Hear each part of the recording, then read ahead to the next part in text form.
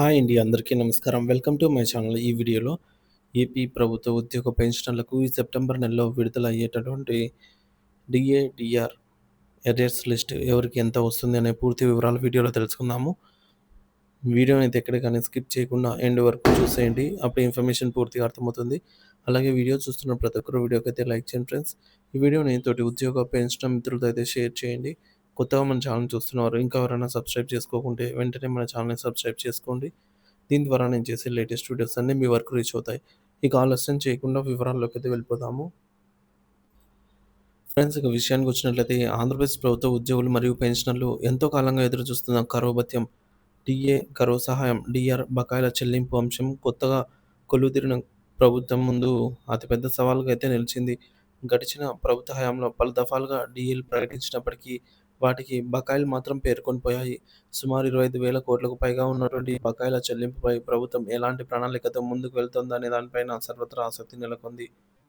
ప్రస్తుతం ఉద్యోగులు 33.67% డీఏ అయితే అందుకుంటున్నారు. అయితే ఈ స్థాయికి చేరడానికి ముందు పెంచిన డీఏలకు సంబంధించిన బకాయిలను ఇంకా చెల్లించాల్సి ఉంది. ఆ వివరాలను జీవోల వారీగా పరిశీలిద్దాము. జీవోల వారీగా పేరుకుపోయిన డీఏ బకాయిల వివరాలు. గత ప్రభుత్వం విడుదల చేసిన ఉత్తర్వుల ప్రకారం పెండింగ్‌లో ఉన్న డీఏ బకాయిల పరిస్థితి ఈ విధంగా అయితే ఉంది. GOMs number 66 dated on 1st April 2023 మే 2023 ప్రకారంగా పెరిగిన డీఏ 20.02% నుంచి 22.75%కు అంటే పెరుగుదల 2.73%. వర్తించే కాలం ఈ డీఏ వచ్చేసి జనవరి 2022 నుంచి అయితే వర్తిస్తుంది. చెల్లింపుల షెడ్యూల్, బకాయిల చెల్లింపుల షెడ్యూల్ అండి. జీవోలో ప్రకటించిన దాని ప్రకారంగా మొదటి విడత అరియర్ అమౌంట్ సెప్టెంబర్ 2023లోను, రెండో విడత అరియర్ అమౌంట్ డిసెంబర్ 2023లో, మూడో విడత అరియర్ అమౌంట్ వచ్చేసి మార్చి 2024లో చెల్లింపు చేయాల్సి ఉంది. ప్రస్తుత పరిస్థితి ఏంటంటే ఈ బకాయిల బిల్లులు సమర్పించడానికి ఇప్పటికీ సీఎఫ్ఎంఎస్ పోర్టల్‌లో అవకాశం కల్పించలేదు. ఫలితంగా ఈ చెల్లింపులు పూర్తిగా నిలిచిపోయాయి. రెండవది జీఓఎంఎస్ నంబర్ 113 డేటెడ్ ఆన్ 25థ్ అక్టోబర్ 2023 పెరిగిన డీఏ 22.75% నుంచి 26.39%కు డీఏ పెరుగుదల 3.64%. వర్తించే కాలం జూలై 2022 నుంచి చెల్లింపుల షెడ్యూల్ ప్రకటించింది. అంటే ఈ యొక్క అరియర్స్ 3 సమాన వాయిదాల్లో చెల్లింపులు చేయాలి అని చెప్పేసి మెన్షన్ చేయడం జరిగింది. మొదటి విడత ఏప్రిల్ 2024న, రెండవ సమాన వాయిదా జూలై 2024, మూడవ వాయిదా అక్టోబర్ 2024.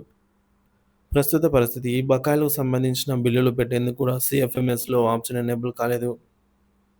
మూడోది జీఓఎంఎస్ నంబర్ 28 డేటెడ్ ఆన్ 15థ్ మార్చ్ 2024 పెరిగిన డీఏ 26.39% నుంచి 30.03%కు అంటే డీఏ పెరుగుదల 33.64%. వర్తించే కాలం జనవరి 2023 నుంచి బకాయిల చెల్లింపుల schedule.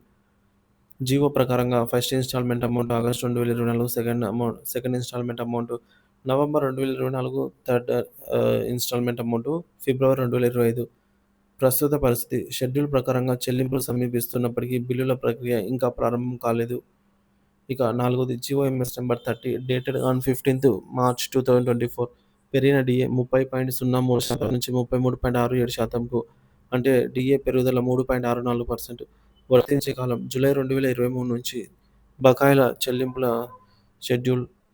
First instalment amount September 2024, second instalment amount December 2024, మూడో వాయిదా వచ్చేసి మార్చి 2025న.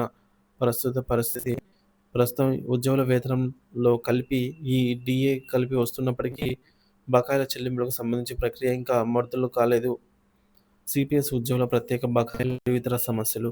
సిపిఎస్ ఉద్యోగుల పరిస్థితి మరింత క్లిష్టంగా ఉంది. జూలై 2018 నుంచి మరియు జనవరి 2019కి సంబంధించిన 30 నెలల చొప్పున బకాయిలకు బిల్లులు పాస్ అయినా నేటికి చెల్లింపులైతే జరగలేదు. పీఆర్సీ 2022లో విలీనం.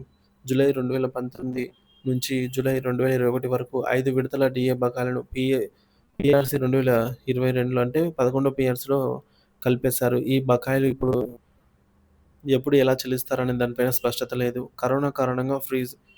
జనవరి 2022 నుంచి 18 నెలలు, జూలై 2020 బకాయిలైతే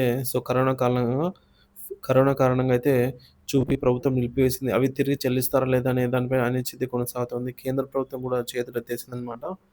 వారి ఉద్యోగులకు కూడా కేంద్ర ప్రభుత్వ ఉద్యోగులకు కూడా కరోనా బకాయిలను చెల్లించలేదు. ఇక చెల్లించాల్సిన మొత్తం బకాయిల సారాంశం నెలవారీగా చూసుకున్నట్లయితే జూలై 2018కి గాను 30 నెలలు, జనవరి 2019కి గాను 30 నెలలు, జూలై 2019 నుంచి జూలై 2021 వరకు పీఆర్సీలో విలీనం. అలాగే జనవరి 2022లో 18 నెలలు, జూలై 2022లో 16 నెలలు, జనవరి 2023లో 15 నెలలు, జూలై 2023లో 12 నెలలు. మొత్తం సుమారుగా 212 నెలలకు సంబంధించి అరియర్స్ అయితే ఉన్నాయి.